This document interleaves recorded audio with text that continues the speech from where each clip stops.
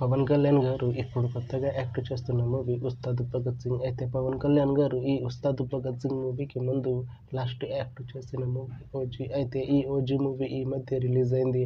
అయితే OG movie release అయ్యి మంచి హిట్ అయింది. అయితే ఓజీ మూవీతో పవన్ కళ్యాణ్ గారికి ఒక మంచి హిట్ వచ్చింది. అయితే పవన్ కళ్యాణ్ గారు ఓజీ మూవీ రిలీజ్ తర్వాత కాస్త టైం గ్యాప్ తీసుకొని ఇప్పుడు మళ్ళీ ఈ ఉస్తాద్ భగత్ సింగ్ మూవీలో యాక్ట్ చేస్తున్నారు పవన్ కళ్యాణ్ గారు.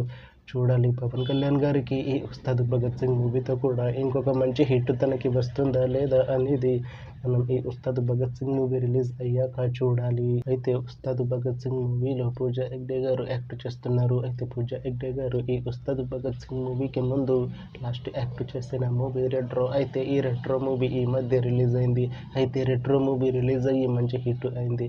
అయితే రెట్రో మూవీతో పూజా హెగ్డే గారికి ఒక మంచి హిట్ వచ్చింది.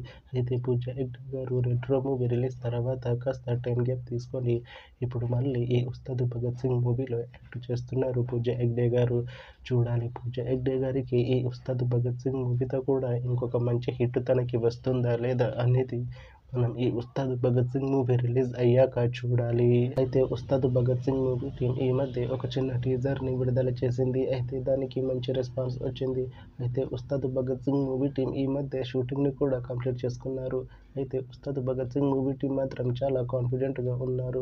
ఈ ఉస్తాద్ భగత్ సింగ్ మూవీ మంచి హిట్ అవుతుంది అంటున్నారు మూవీ టీం.